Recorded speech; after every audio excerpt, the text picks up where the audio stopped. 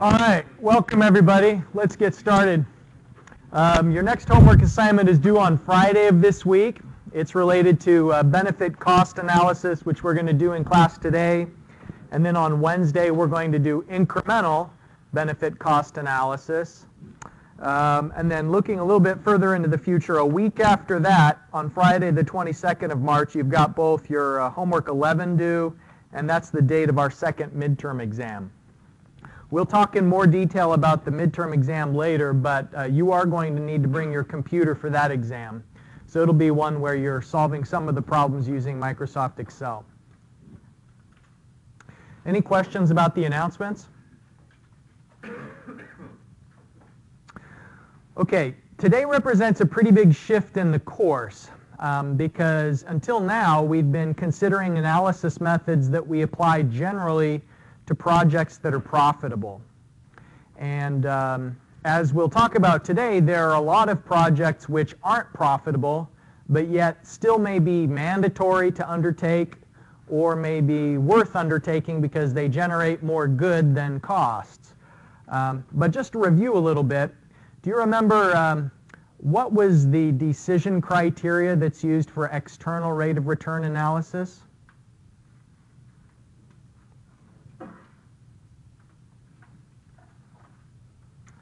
Decision criteria, remember, is the rule that gives us a thumbs up or a thumbs down. So if we're evaluating a project on the basis of its external rate of return, what's the decision criteria that we apply? It should be higher than the minimum rate of the attractive rate of return. Exactly right. Yeah. So the external rate of return should be greater than the minimum attractive rate of return. I guess greater than or equal to. If the MAR stands for the minimum acceptable rate of return, then that means, you know, if you have a project that's 10 and the MAR is 10, then that's a yes for the project because the 10 represents the minimum that's acceptable. So external rate of return, internal rate of return, they both have the same decision criteria, which is that that interest rate should be greater than the MAR. Now what about when we're doing an incremental analysis, like we did in class on Friday and you did in the homework? What if we're doing an analysis between two options? One of them is relatively cheaper, one of them is relatively more expensive. If we're doing an incremental rate of return analysis, what's the decision criteria there? Delta I star is greater than What's delta I star? the incremental rate of return. Okay, so what is the incremental rate of return? You're right, but let the rate of return on the difference. And so what you do is you analyze the difference between the two projects. So if one of them is more expensive, what you're asking yourself in the incremental analysis is the additional revenue justifying the additional expense? And the way that you know is you analyze the increment, and if the rate of return on the difference is greater than the MAR, then that tells you that the additional amount is worth spending. All right, so that's just a little review. But like I said, we're shifting pretty considerably today because in the past so far, we've just been looking at projects with the idea that maximizing profit is the thing that's most important, that the only thing that matters is the money. And if you look at these people, they're bright, shining, smiling faces. You can see it's raining money, and that's finally brought them contentment and joy. They have to wear a suit to work and a tie, but they don't mind because it's $100 bills coming from the sky. That's the only thing that's mattered so far in the course, is just maximizing profit. But what we know is that there are a lot of things that aren't profitable, and yet people still do them. So there have to be other motivations in the world besides just maximizing profit. Otherwise, just as an illustration, people wouldn't donate food aid when there's a famine. If you've ever donated money, that was against the idea of maximizing profit, because the more profitable alternative when you're faced with donating food aid and not donating food aid, you're going to make more money if you don't donate. And so charity kind of bucks the idea that the only thing that is important is maximizing profits. That's just an illustration that it wouldn't exist in the world if maximizing profit was really the only driving force that mattered. And so another illustration is these guardrails by the side of the freeway. They're expensive to install. What's the purpose of a guardrail like this, by the way? Why do they have these big metal bars by the side of the road? Yeah, so you don't go over the side because you might die if you go over the side. And so it's expensive, but the idea is that the added cost, I mean, all we really need is the road to drive on, right? That's the bare minimum maybe. But the idea here is that safety is also worth something, that preserving human life has a dollar value, apparently, because people are willing to spend a little more for safety enhancements to the road. So that's another illustration where even though something may have more cost than is absolutely justified just from the perspective of maximizing profit, people still do it. So what we're starting to see so far is that you can't always measure value just in the profit that's being generated. There have to be some other benefits out there, whether it's benefit to your psyche, knowing that you helped people in need, benefit to knowing that someone whose life would have been ended in an accident maybe is going to have a longer life. Now this is something unusual that maybe you haven't seen before. They're more common in dense urban areas, and since West Virginia is largely rural, we don't see these as often. But does anybody have a guess on what this is? Yeah. Exactly right. It's a sound barrier. Right. Now, if you thought a guardrail was expensive, wait until you see the price tag for a sound barrier. It's going to be really costly to put something like this up. So why bother? It's a really affluent neighborhood on the other side. It's a really affluent, maybe, yeah. It could be that it's rarely it would be a poor neighborhood, but someone with political clout insisted that there would be noise protection. Now, you don't have to pay if you're hearing noise, right? And so this is not an economic thing. If there's a truck going past the road or a dog barking in the morning, that one hits kind of close to home for me. I've got neighbors that they're just really into animal abuse, I guess, because their dog just barks constantly, and they seem to love it.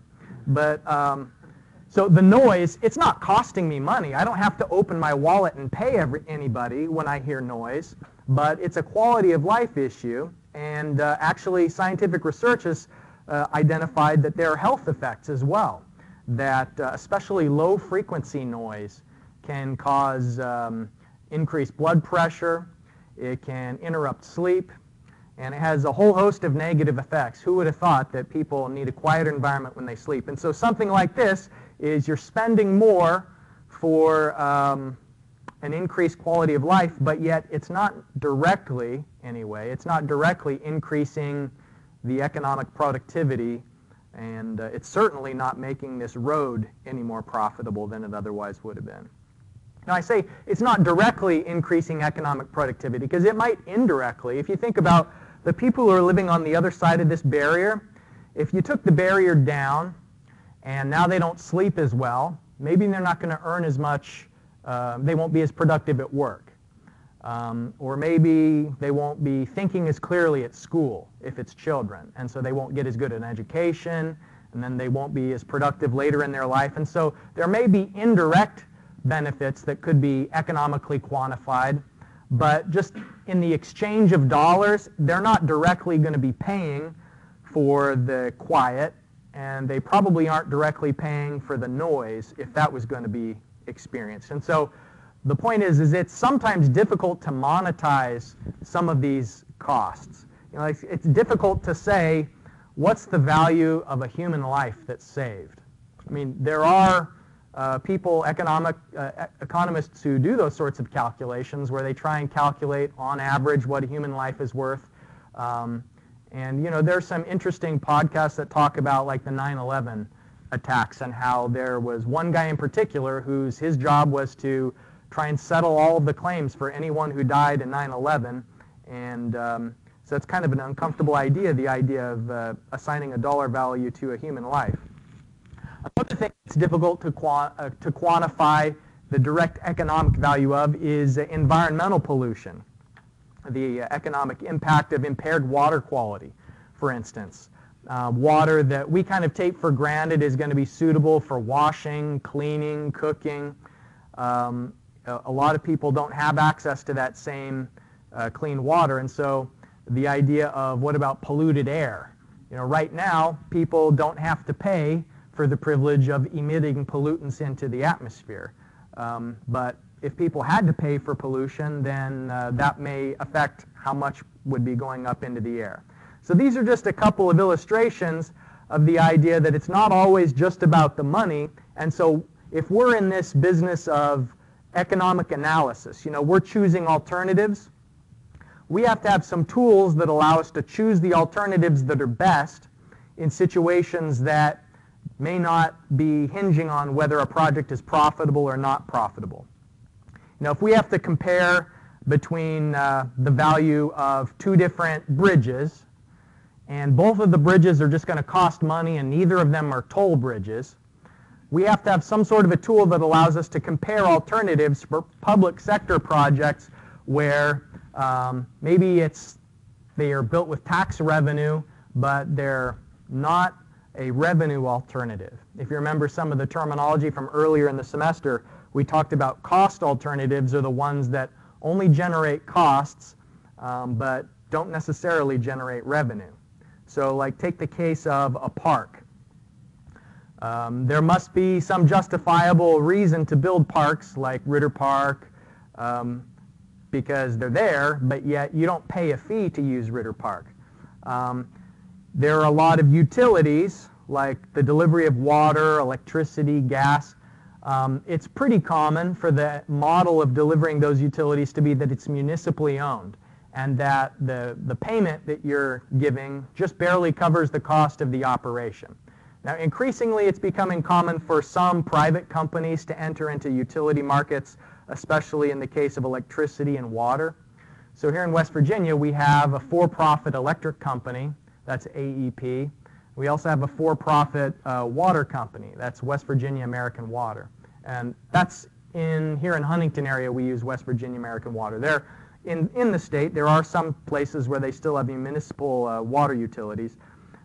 But these are all just illustrations of different types of projects that may be not profitable, or they would only be profitable in such a long range that a private company isn't willing to undertake the project. And so that's another point that needs to be made, is that sometimes a project may actually be profitable if you consider like a 50-year time frame.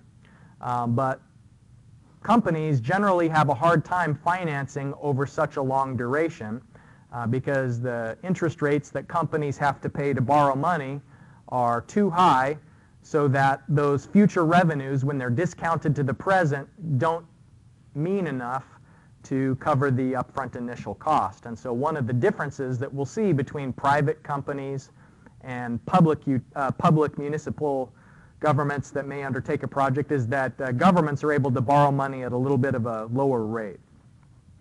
Any questions so far about public sector projects?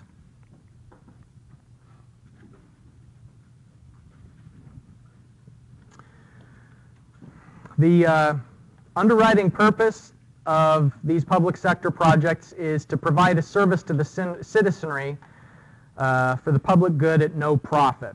And so you may need to pay for some of these things. I mean, some of them are free, some of them you have to pay for. And so using a park is generally free. Using the sewer isn't. You have to pay fees for the sewer, but the point is that the fees are just going to cover the costs and they're not going to generate profits. Let's compare and contrast some of the different characteristics of public projects versus private projects. And this is very fertile territory for concept questions, by the way. You know, asking you to compare the differences between public and private projects. So one of the differences between these types of projects is that sometimes projects that are public because the size of the investment is so big that most private enterprise couldn't come up with that much money. And so that's sometimes why for example, an airport is built by some sort of a government entity rather than a private company, is that an airport, where you're talking about acquiring so much land and paving such a large area and constructing huge numbers of buildings, is such a large investment. And the duration of projects tends to be longer in the case of public projects than in private projects. And I already hit on part of the reason for that is that the borrowing costs for private companies are generally a little bit higher than public entities. And the reason why, remember that the rate that it costs you to borrow money is a reflection of your risk. And so a municipal government or a state government or even the federal government are considered a lower risk because they have the ability to tax people. And that's a pretty secure financial foundation. The ability to levy taxes means you've got guaranteed revenue coming in. Whereas private companies can't ever say that they have guaranteed revenue. They may have like a good track record and they may have a history of profits, but they don't have the legal right to tax people in the same way that governments do. And so that's why private borrowing costs are generally a little bit higher. Now, those borrowing costs are also reflected in the sources of funding that you'd expect to see between a private versus a public. In the case of private enterprise, it's common for stocks to be issued. And remember that in the case of stocks, when a private company sells stocks, what they're doing is they're carving up their business into pieces and they're selling shares. And the people who buy those shares are entitled to a proportional share of the future profits. And so when you buy a stock, you're now a co-owner with a lot of other people in that company.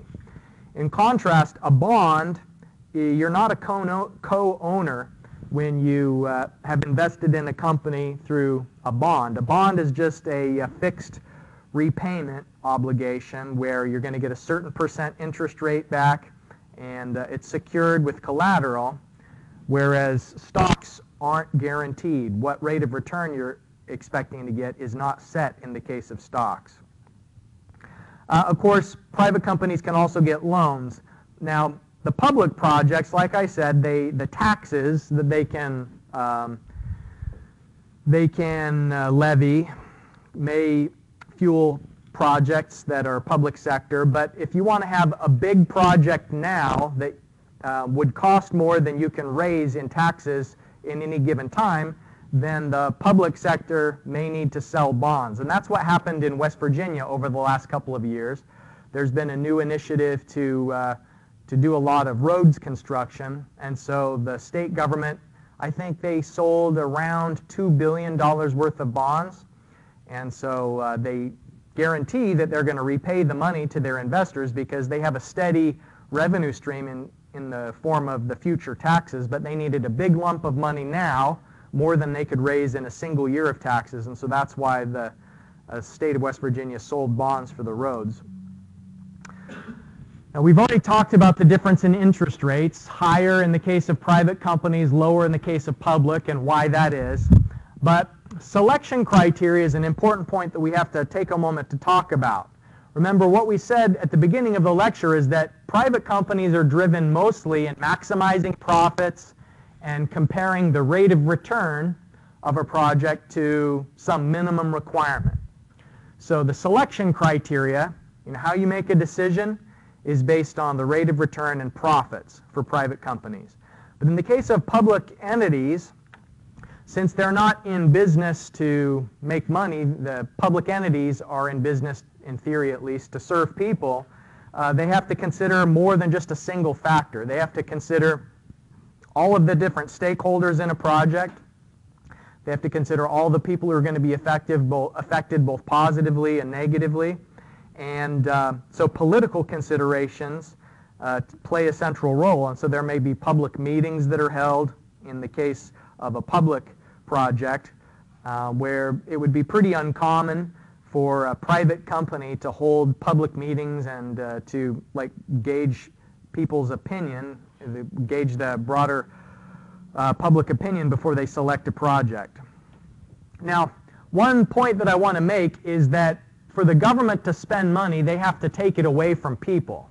And generally, it's agreed that you can spend $1 in a way that's more efficient as far as what you value than the government can spend that same dollar. Your priorities are maybe not exactly aligned with the government's priorities, and so if you have $1, you can spend it exactly where you want. And so although public projects sometimes can be justified and they can be beneficial, we always have to keep in mind that there's an opportunity cost with a public project. And the opportunity cost is that to do the public project, and the funds required to initiate that public project, those funds had to be taken from people who probably would have liked to have had them. So it's really a balancing act. Now, the method we're going to talk about today is called benefit cost analysis. So B to C means benefit cost analysis. And one of the tricky things about it is that we have to somehow monetize factors that aren't directly thought of in their dollar terms. And so one example of that gets done a lot is delay.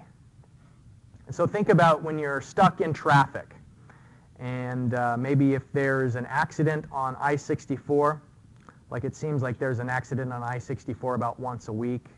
The fire department, they close down the freeway so they can all stare and look at the wreck for a few hours. I don't know why it takes them so long, but it really does. But there's a way of quantifying the dollar cost of that delay and then looking to see if different solutions to reducing the delay is economically justified. And so that's just an illustration of monetizing an effect. So benefits are often easy to monetize. These are advantages to the public for doing a project. And so if you think about time savings or making things more reliable, so it could be anything from making public transit more reliable to improving the reliability of the locks and dams that are on a river, enhancing safety. So this is just a list of a lot of different types of benefits.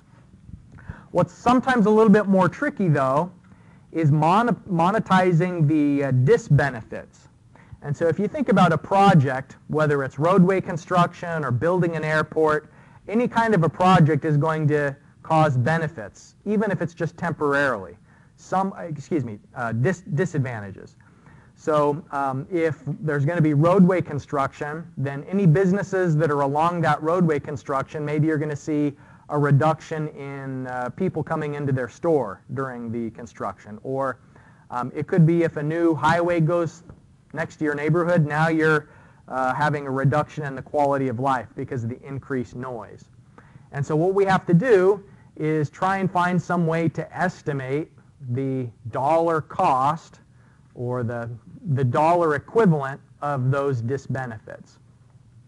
Now the costs generally are, they don't require that same kind of finesse. They can be directly quantified, both the initial costs, which is that upfront cost of constructing something, and then the annual maintenance and operation costs. So these are the three primary components to the ratios that we're going to look at. Now for us to do this analysis, one key thing is that some of these costs happen in the future, like the maintenance and operation costs are in the future, but as the name implies, the initial costs, which are associated with the construction, that happens at the present. And so for us to be able to create a ratio that makes any sense, we have to take all of the amounts to either the present or to the future or on an annual basis. In other words, we have to take all of the dollars to the same time frame. Otherwise, we can't compare them. The other thing is that in the formulas I'm going to show you on the next slide, it's already assumed that costs are costs, and so you don't have to put a negative sign. The outflow aspect of costs is already reflected in the formula itself. And then one last note is remember that some projects may result in a reduction in your previous expenses. And so that means a savings compared to what you used to spend. And so generally it's agreed that when a project is going to reduce what your previous costs were, then you just extract that from the initial cost or from the annual maintenance and operation cost. So just as an illustration, if you're going to be putting in some sort of a liner in the sewer that makes it so that the sewer has to be cleaned out less often, then those savings in the maintenance costs could just be taken out of the annual maintenance and operation costs that do continue to exist after the project. Okay, before we look at those formulas though, we're going to introduce the idea of different types of contracts. And what makes most of these contracts different from each other are the incentives that people experience. And so this word incentives, what does that mean? Benefits? Okay. Good. A way to get someone to do something. Yeah.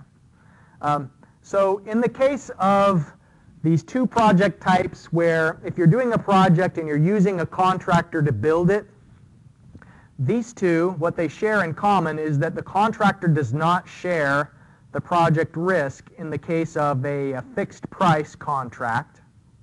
So a fixed price contract is, let's say that you're going to have your driveway redone, and so someone's going to come and just for $12,000 maybe they're going to put in a concrete driveway, and that includes everything from hauling away the old materials to the earthwork that's required, the sub-base, pouring the concrete, finishing it, everything just in a fixed price.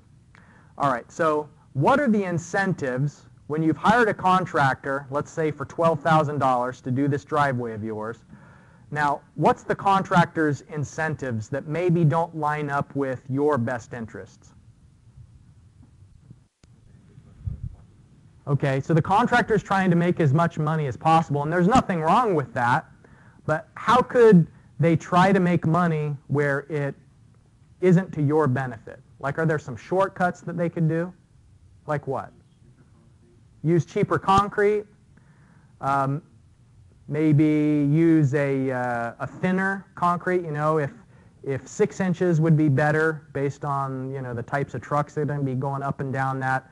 Maybe the contractor would be tempted to use a little bit less concrete. Maybe the contractor is in a rush to go between projects, and so they don't put as much effort into finishing it smooth, and then that could have effects on how the concrete ages. So the idea is that in a fixed price contract, the contractor isn't sharing the risk with the owner of the project. The owner of the project has all of the risk that they have to carry by themselves.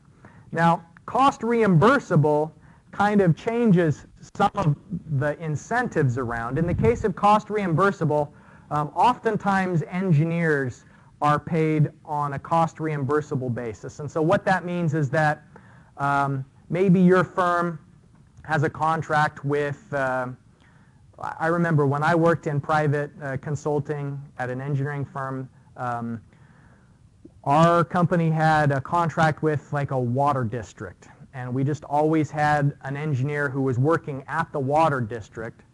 And in that case, it was just there was a fixed amount that we would get reimbursed for having that engineer there, and so it was the cost of having the engineer there plus some additional amount for profit.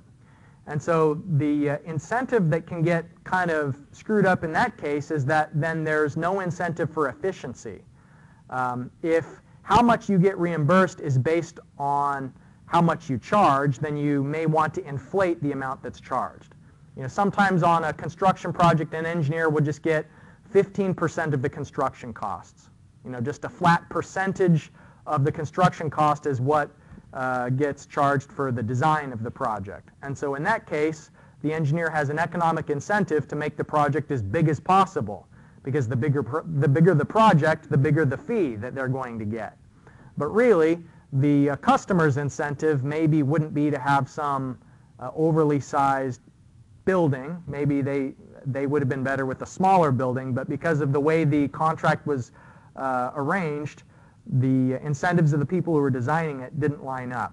So because of the weaknesses of these types of contracts, it's becoming increasingly common to try and find different mechanisms so that the contractor and other parties in a project share the risk. So a public-private partnership, there are a couple of different types of projects like that. One is called a design-build, where a contractor is both responsible for designing a project and also building it. And the reason for that is that in the past, sometimes if there was a discrepancy or a problem during a project, then the contractor would say it was the engineer's fault, the engineer would say it was the contractor's fault, and then really the person who ended up holding the bag would be the owner of the project because it was just deflecting blame. And so design build kind of eliminates that possibility of there being conflict between the designer and the person who's constructing the project. But maybe even more innovative is a project where one person both designs it, builds it, operates it, maintains, finances, just basically from starting to end, one person is managing the construction and maintenance and operation of a project. And here on campus, one example of that is over at the Marshall Rec. That building isn't owned by the university. The university didn't pay for it to be built, and the university doesn't operate it. It was a private outside company that paid for it to be constructed, that's now operating it. And the reason why they were willing to do that is, as I understand it, when the university came to an agreement with them, they agreed that this company would have the exclusive right to operate the rec for 20 years, and that, of course, the students would be required to become members. You know, like, you can't opt out of being a member at the Marshall Rec. You have to pay those fees. And so that's why the contractor thought it was a good deal for them, is they had guaranteed customers. So it was kind of good from the standpoint that the university got a fancy new building without having to pay anything. And it was good for the contractor because they had a guaranteed customer base. I guess maybe the only people it's not good for is people who don't want to go over there and exercise but still have to pay the fees. All right. So these are just different types of contracts, and then the key thing here is to try and understand the different incentives that people face depending on the contract type. All right, so here are the formulas for the benefit cost analysis. In the conventional benefit cost analysis, the idea was to try and quantify the dollar value of the benefits and subtract from those the dollar equivalent of the disbenefits. Things like the noise, pollution, inconvenience, any sort of disadvantage you can think of. Try and quantify the dollar equivalent of it and subtract those from the benefits. And then in the denominator, all of the costs. Remember, the warning is that we have to take all of these dollars to the same time frame. Either they all have to be in the present, or they all have to be in the future, or they all have to be annualized. And so inherently, these maintenance and operation costs are going to be on an annual basis, and so generally you have to take those to the present. The decision criteria is that if the ratio is more than 1, accept the project. Now think about, what does that ratio mean? Benefits divided by cost, the ratio, if it's greater than 1, you should accept it. So what that means is that, remember, these all represent dollars. If the ratio was 2, what that means is you're getting $2 of benefit for every $1 of cost. And so you should definitely do a project where you're getting $1 of benefit for only $1 of cost. But the thing you have to be cautious about is that sometimes people overestimate the benefits and underestimate the costs. That was kind of a real problem here in the United States back in the 1940s, 1950s. A lot of public works projects were built that probably shouldn't have been built because people were monkeying around with the numbers and over-exaggerating how good the benefits were going to be and then kind of underestimating how expensive the projects would be. In the case of the modified B2C analysis, all you do, the difference here is that the maintenance and operation costs are subtracted from the benefits.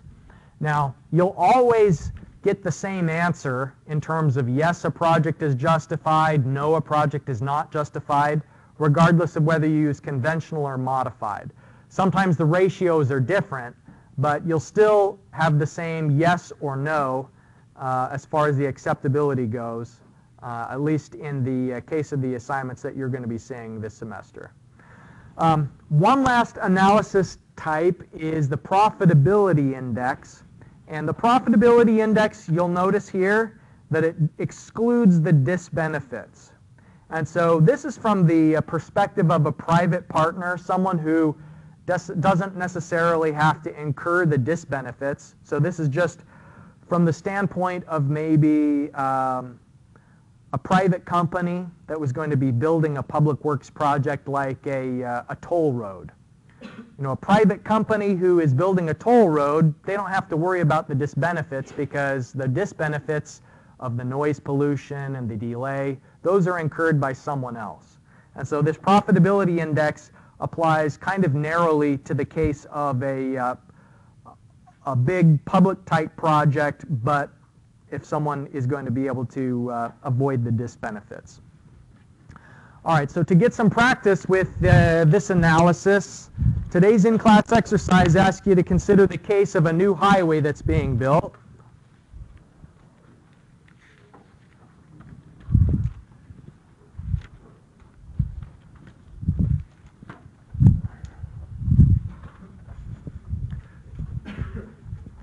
The interest rate table that you need is on the back side of the paper, the 4% interest rate table. This one we're going to do by hand. You won't need your computer for today's analysis. Thanks.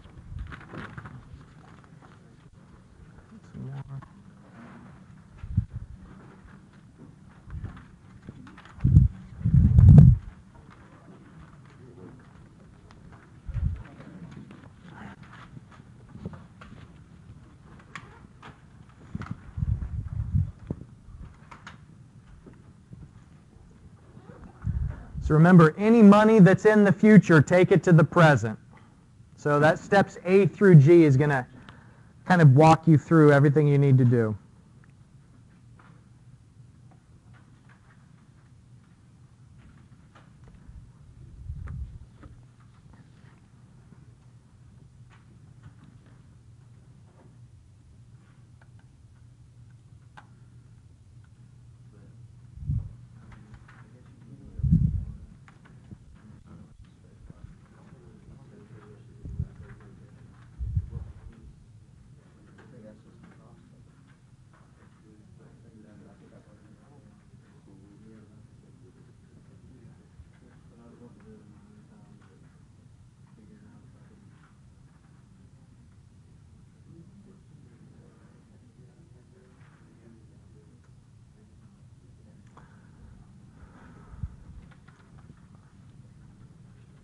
It's been a couple weeks since we did much in the way of these factor table calculations.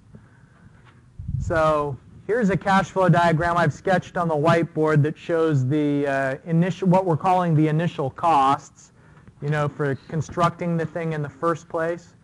You can see here in part A on the screen, it's $4 million at the present already.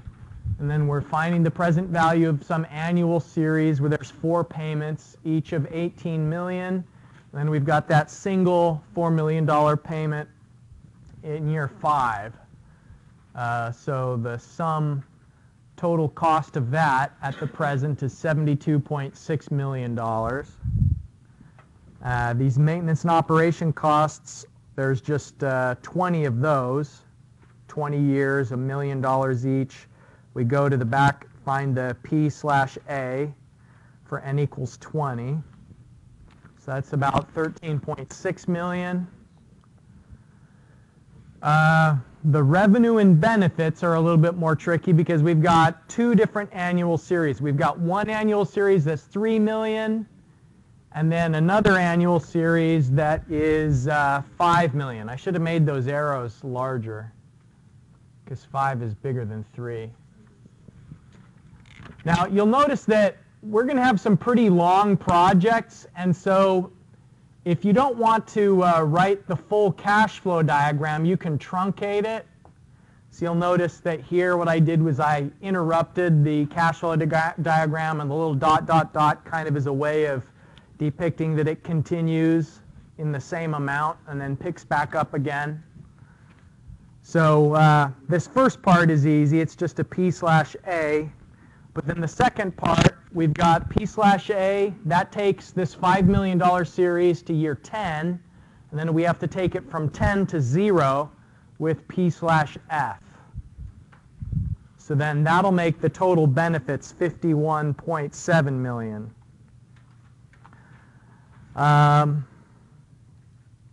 Okay, the disbenefits are described there. Let's just see, did anybody get for the conventional B2C, the ratio should be 0.414?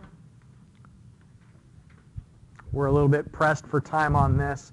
Let me give you these numbers so that you can continue this, and what we should see for the conventional B2C is 0.414, and the modified should be 0.305. And the profitability index, even from the standpoint of the profitability index, this project is not justified, even if we ignore the disbenefits. So the conclusion on all three of these analyses is that the project is not justified. It should not be undertaken because, remember, the decision criteria here is that you should accept it if the ratio is greater than 1, and in this case it's not. All right, I apologize that we had to rush through that one. I think it would be good practice for you to refresh your memory on how to do these time value calculations using the table. We will continue talking about B2C analysis in class on Wednesday. So please do bring your computer to class on Wednesday. We're going to need it. I'll see you then.